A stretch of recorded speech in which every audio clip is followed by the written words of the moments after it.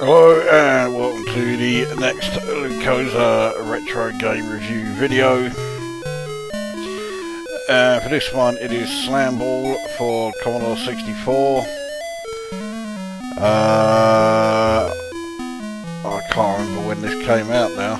I think it came out around 86, I think it was, and it was released on the Arcadia label, I think, which was a short-lived sub-label of Mastertronic. In fact, the more I think about it, I think it was released on the Americana label, which was even shorter-lived. Anyway, this is a pinball game, so let's get a game underway. Now, as with all Commodore 64 pinball games,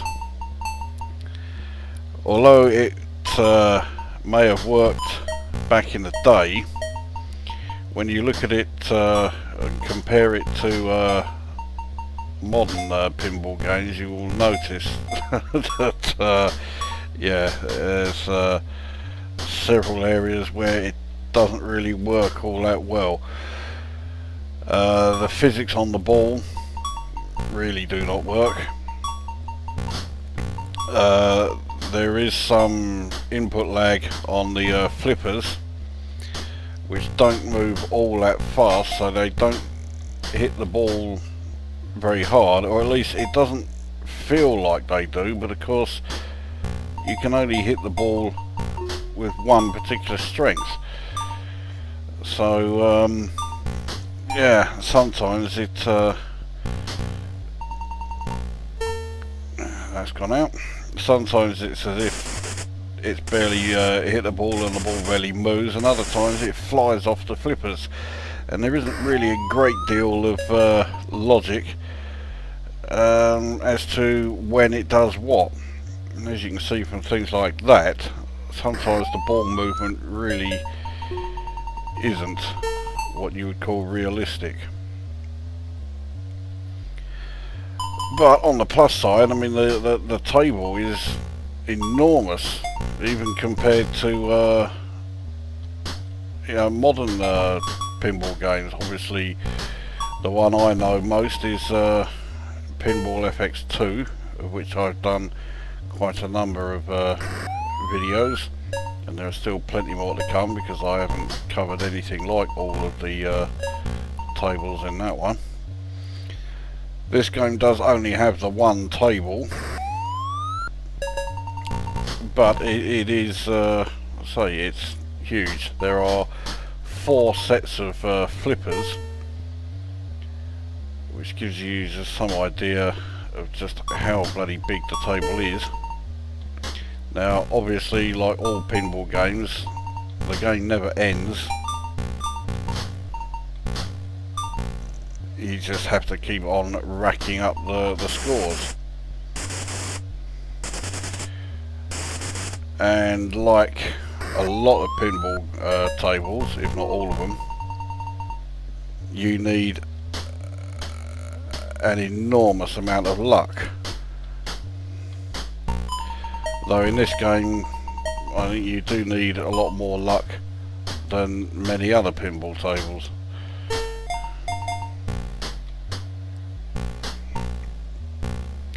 So I mean, well, there isn't really a great deal more to say regarding the gameplay. So let's get on with the review then.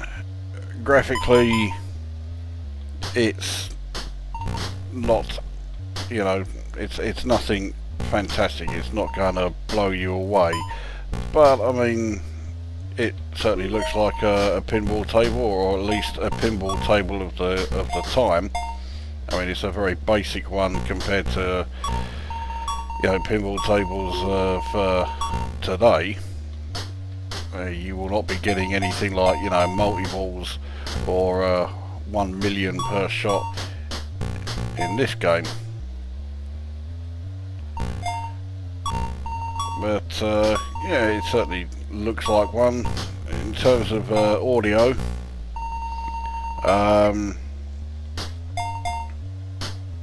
well, the audio does the job.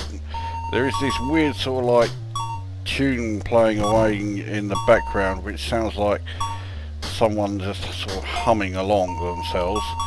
It's not exactly the most awe-inspiring music you'll have ever heard. But I mean, I would be tempted to say that it suits the game, even if it's you know, not exactly the sort of I say, it's not really the sort of music that makes you think, God, I wish they released that as a single.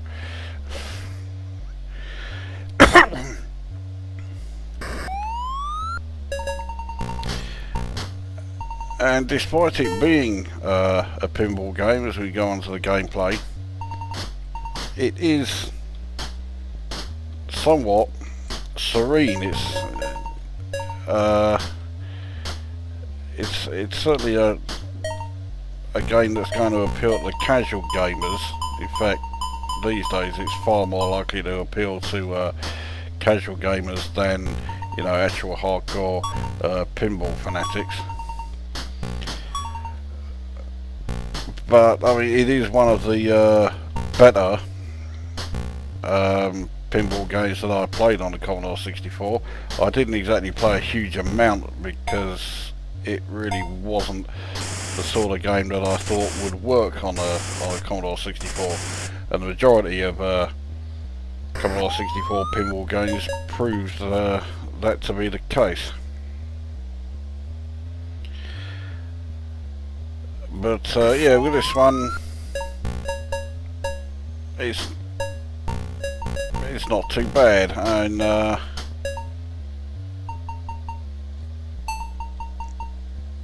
controls are ludicrously simple. You know, left and right to move that particular flipper. If you pull down, it does them both, which is all I really do.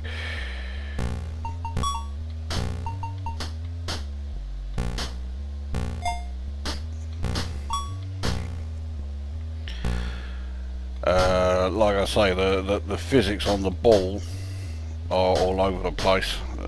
They're not at all accurate. I dare say though that expecting accurate physics in the days when this game came out was probably asking rather too much. And on some bloody PC pinball games it's asking too much, so yeah. Asking from a Commodore 64, you were never really going to get it.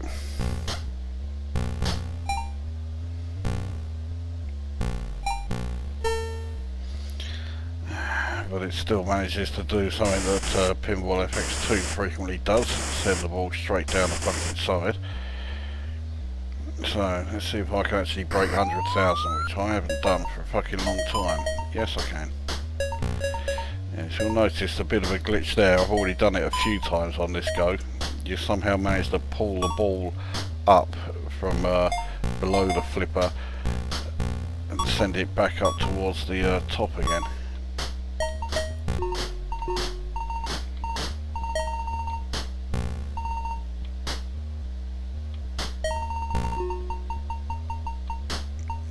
The colours in the background of the table there change depending on the multiplier that you have. Unfortunately, I've clocked the multiplier, so they're now back to 1.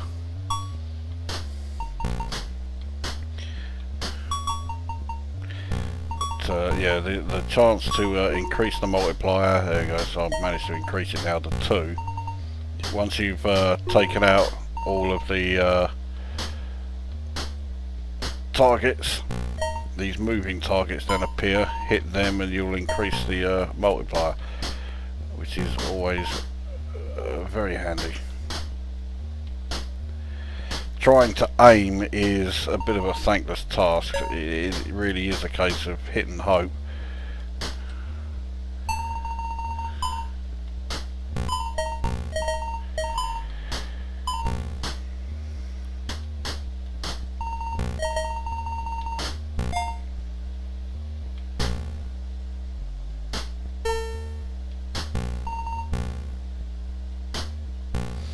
lightning reactions there. The ball goes back down, so we can relaunch it.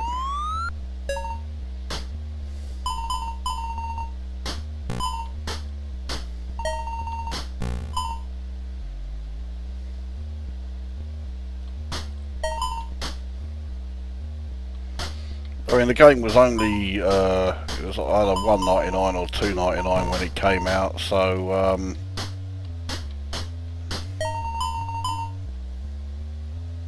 yeah, even though it's overly simple to play like all pinball games were back in the day,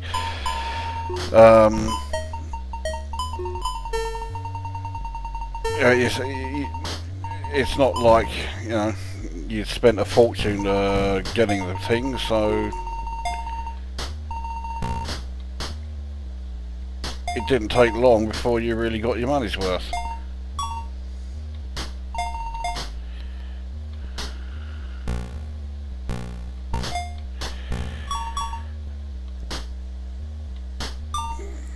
Fuck it. Oh, I thought that was going straight down the fucking side.